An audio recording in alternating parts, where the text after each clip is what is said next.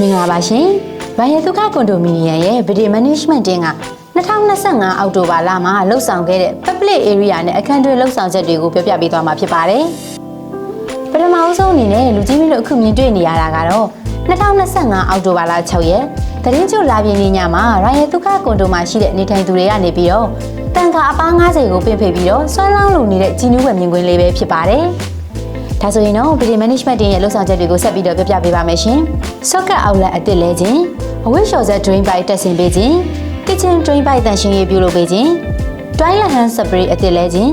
ရေချိုးခန်း Hand Spray အသစ်လဲခြင်း Aircon ဆေးကပ်အသစ်တက်ဆင်ပေးခြင်း ADS Voltage Protector တက်ဆင်ပေးခြင်း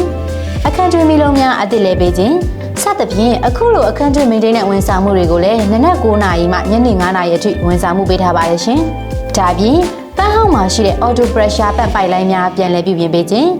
ဘိုင်တုခကွန်ဒိုမှာရှိတဲ့ဝန်ထမ်းများကိုလစာပေးခြင်းစုပေးခြင်းများပြုလုပ်ခြင်း slow set filter အတွင်းကိုတန့်စင်ပြီးတော့ပြန်လည်အသုံးပြုခြင်းကွန်ဒိုအရှိမှာရှိတဲ့မြောင်းပုံးများပြုပြင်ပေးခြင်း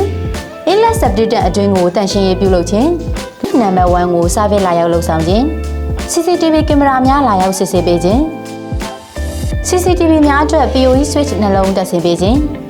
100 kV မီးစက်ကိုအင်ဂျင်ဝိုင်းများအသစ်လဲပေးခြင်း Green Off Frame ပြုပြင်ပေးခြင်းဂျင်ရွန်းတော့ပြုပြင်ပေးခြင်းစတော့ပါတို့များပြုပြင်ပေးခြင်းလော်ဘီမှာရှိတဲ့နံရံကြွေပြားများကပ်ပေးခြင်းအင်းလက်တက်အတွင်းကပြုပြင်ထားတဲ့ပန်တလုံးကိုပြန်လည်တက်ဆင်ပေးခြင်းစတန်ဘိုင်ပန်ကိုတန်ရှင်းရေးပြုလုပ်ပေးခြင်းချန်စီယိုဘိုင်ယိုအပြားတွေပျက်စီးနေတဲ့အတွက်ကြောင့်ပြန်လည်ပြုပြင်တက်ဆင်ခြင်း